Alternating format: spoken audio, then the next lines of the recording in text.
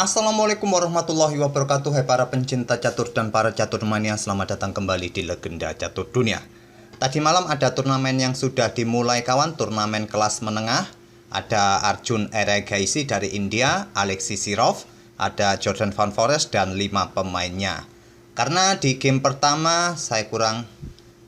babak pertama beberapa game saya rasa kurang menarik, jadi saya putuskan tidak mengulas partai-partai di turnamen ini. Jadi saya berikan satu game menarik lainnya kawan dari pemain-pemain yang sudah pensiun, yaitu salah satunya permainan dari Peter Leko versus Vladimir Kramnik. Mungkin kalian sudah familiar dengan sosok Peter Leko ini. Dia menjadi host atau komentator di turnamen online Champion Chess Tour. Sedangkan Vladimir Kramnik ini merupakan mantan juara dunia berasal dari Rusia setelah mengalahkan Kasparov. Rekor pertemuan keduanya ini kawan antara Peter Leko dan Kramnik ini masih unggul Vladimir Kramnik dengan 22 kali kemenangan, 8 kali kalah dan 87 kali remis dari semua game, baik klasik ataupun game-game cepat. Dan game yang akan kita ulas ini dari permainan atau event WDR Match TV tahun 2000. Langsung kita ke atas papan. Tema permainan kali ini tentang Sisilia kawan. Kita akan melanjutkan tema Sisilia dari kemarin, Anand versus Kasparov, dan di sini Kramnik pegang hitam, Peter Leko pegang putih, mengawali dengan pion E4. Pion C5, kuda F3, pion E6 bermain dengan variasi pertahanan Prancis atau Sisilia Prancis kawan. Pion D4. Jika kalian ingin tidak bermain dengan Sisilia, ingin bermain dengan French defense, ya, kalian tinggal bermain dengan mendorong pion ini maju kawan. Kalian tidak perlu meladani Sisilia terbuka seperti ini jika kalian ingin bermain dengan French defense seperti ini, dan kemungkinan pion E akan didorong dan akan membentuk formasi pertahanan Prancis variasi pion maju. Tapi setelah pion D4 ini dimainkan oleh Peter Leko, Kramnik melanjutkan permainan Sisilia terbukanya kawan. Pion C pukul pion D4 dipukul balik oleh kuda. Selanjutnya kuda C6 menantang pertukaran kuda. Ditolak, gajah E2. Selanjutnya menteri ke petak C7. Ini merupakan kelanjutan dari permainan Sisilia Prancis tadi, dan sekarang membentuk permainan Sisilia Taimanov atau variasi Taimanov. Kuda C3, pion A6, dan di sini rokade oleh Peter Leko, pion B5 untuk mendapatkan penguasaan ruang kawan di area ini, ataupun persiapan didorong maju atau gajah terangnya siap keluar ke petak B7. Sangat lumrah permainan pion B5 ini dalam Sicilian defense. Kalian pasti juga tidak akan kaget dengan langkah pion B5. Kuda pukul kuda dipukul balik oleh pion D. Kenapa memukul balik menggunakan pion D ini kawan? Tidak menggunakan menteri saja. Nanti disusul gajah dan satu diagonal memberikan serangan di sini. Memukul balik menggunakan pion D ini untuk menciptakan keseimbangan pion di sayap menteri ini. 3 pion melawan 3 pion putih. Dalam permainan Sisilia dengan mendorong pion C5 tadi kawan adalah permainan yang menciptakan ketidakseimbangan di sayap menteri. Tapi sekarang posisi keseimbangan diciptakan lagi oleh Kramnik. Gajah berkembang ke E3. Selanjutnya gajah terang B7.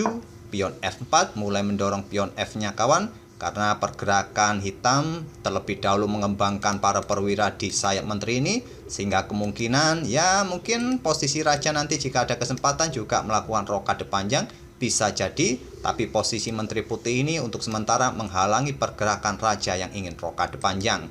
Di sini pengembangan para perwira hitam di sisi raja agak telat sepertinya kawan, dan inilah tadi dimanfaatkan oleh Peter Leko dengan segera mendorong pion F-nya untuk membuka lajur F bagi beteng. Pion C5 membuka diagonal terang bagi aktivitas gajah kawan. Apakah pion ini didorong untuk mengganggu kuda sehingga nanti gajahnya bisa mendapatkan pion E4, dan Peter Leko di sini bermain dengan pion F5 meneruskan rencananya untuk segera membuka lajur F.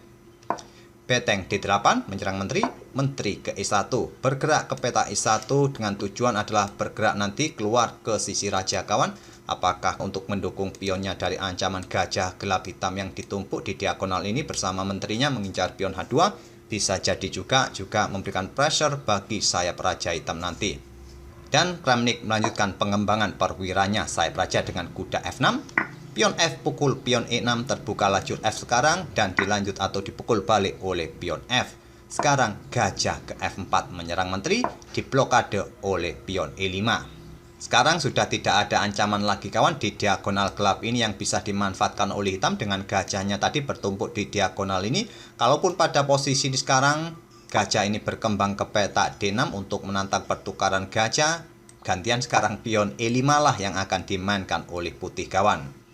Setelah gajah pukul pion ini dipukul balik oleh gajah putih. Jika dipukul balik oleh menteri hitam kawan, menteri ini dalam bahaya. Karena kenapa? Gajah akan dikorbankan di sini kawan. Pukul pion B5 skak, menteri tewas.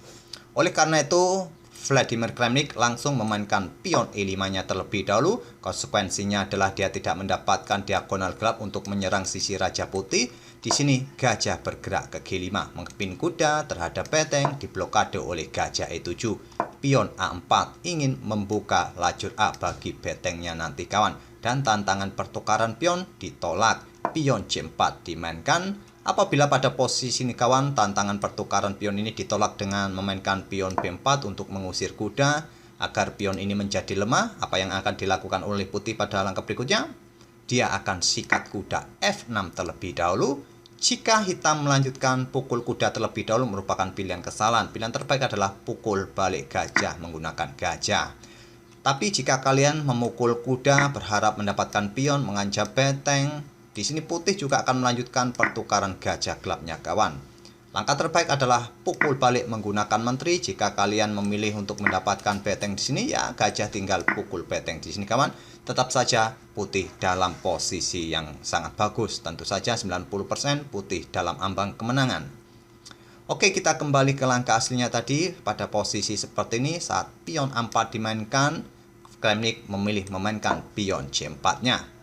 Dan Peter Leko melanjutkan rencananya untuk membuka lajur A. Pion A pukul pion B5, dipukul balik oleh pion A. Dan kuda juga bisa mendapatkan pion B5 ini sekarang. Tapi jika kalian lakukan ini, kuda kalian akan tewas karena posisi raja kalian sangat terbuka di diagonal gelap ini kawan. Menteri akan melakukan skak dan mendapatkan kuda. Oleh karena itu, Peter Leko menggeser rajanya ke H1 terlebih dahulu, menghindari diagonal yang terbuka. Dan di sini pion dimainkan didorong maju ke B4, langkah kesalahan. Langkah terbaik pada posisi ini kawan, merelakan pion ini untuk dipukul oleh kuda putih. Memilih untuk mengamankan raja merupakan pilihan terbaik. Setelah kuda ambil pion B5 mengancam menteri, menteri bergeser ke C5, mungkin kuda akan kembali ke peta C3. Itulah rekomendasi dari Stockfish, merelakan pion B5 untuk mengamankan raja terlebih dahulu. Tapi selepas raja putih tadi menghindari diagonal yang terbuka ini, Kramnik memilih mendorong pionnya mengancam kuda, dibalas Leko dengan gajah pukul kuda F6 terlebih dahulu. Hampir sama dengan variasi yang saya tunjukkan tadi kawan. Di sini langkah terbaik adalah pukul gajah ini. Gajah pukul gajah oleh Kramnik, selanjutnya kuda bergerak ke pusat ke D5 mengancam menteri atau memberikan garbuan juga bagi gajah F6. Dipukul oleh gajah terang, dipukul balik oleh pion, dan sekarang hitam juga bisa mendapatkan pion ini. Tapi Kramnik tidak berani ambil pion pusat ini kawan, bermain dengan langkah menteri ke peta C5, langkah kesalahan kembali. Langkah rokade masih menjadi pilihan utama untuk mengamankan rajanya, tapi memang tidak merubah situasi kawan. Putih masih tetap lebih bagus posisinya, tapi paling tidak hitam akan tidak lebih cepat kolaps. Tapi pada posisi ini tadi, Kramnik memilih dengan menteri ke C5, mengamankan pionnya terlebih dahulu sebelum memulai rokade.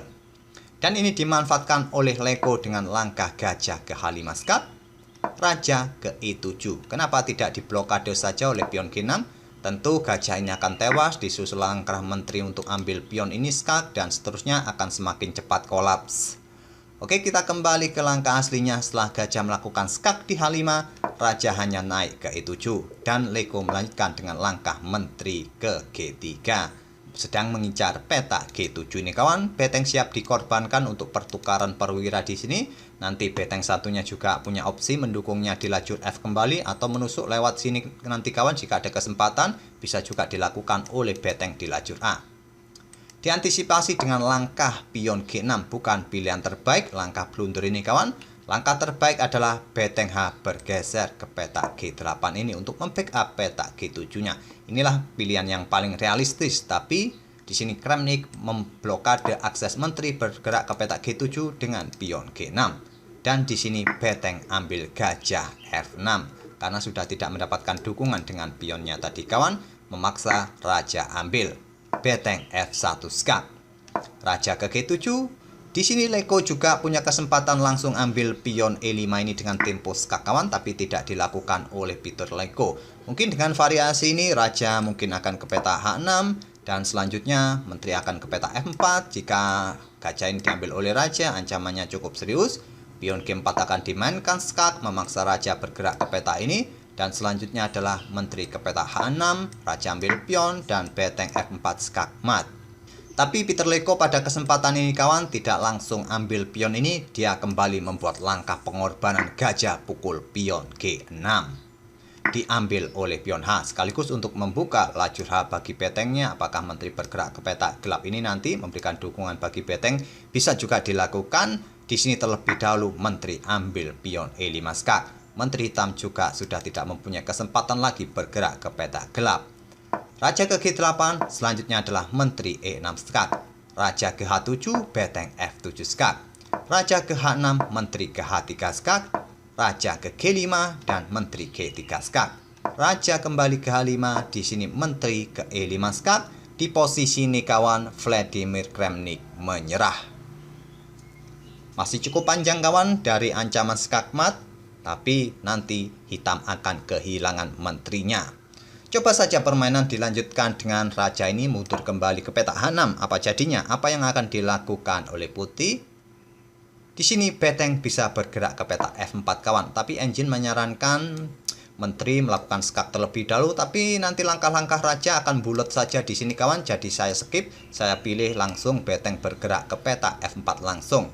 Ancamannya adalah ancaman skak mat di sini kawan. Terus bagaimana cara mengantisipasi ancaman skak mat ini? Jika kalian mengantisipasi dengan pion G5 untuk mengontrol peta H4, maka berikutnya adalah menteri ke E6 skak, raja ke H5, menteri ke F7 skak, raja kembali ke H6, dan beteng F6 skak mat. Dan salah satu cara untuk mengantisipasi ancaman skak mat dari beteng ke peta H4 berikutnya adalah melakukan pengorbanan menteri di sini, tapi kalian bermain tanpa menteri lagi. Dan hitung-hitungannya 11 langkah berikutnya akan terjadi skak mat. Itulah kenapa pada posisi seperti ini tadi kawan, saat menteri bergerak ke peta G3 skak, terus raja bergerak ke H5, kemudian disusul menteri ke E5 skak ini, Kramnik langsung menyerah di langkah ke-32 ini. Cukup tajam tadi kawan permainan Peter Leko bagaimana menghadapi Shishilia Taimanov. Tidak melakukan rokade panjang, melakukan rokade pendek, dan sesegera mungkin membuka lajur F bagi betengnya, dan melakukan beberapa kali pengorbanan tadi. Semoga permainan dari kedua pemain ini bisa menghibur kalian, dan mungkin nanti sore masih kita akan mengulas game-game dari para legenda kawan, atau para pemain-pemain yang sudah pensiun dengan game-game terbaik mereka. Kita akan bertemu di video-video berikutnya. Terima kasih. Wassalamualaikum warahmatullahi wabarakatuh.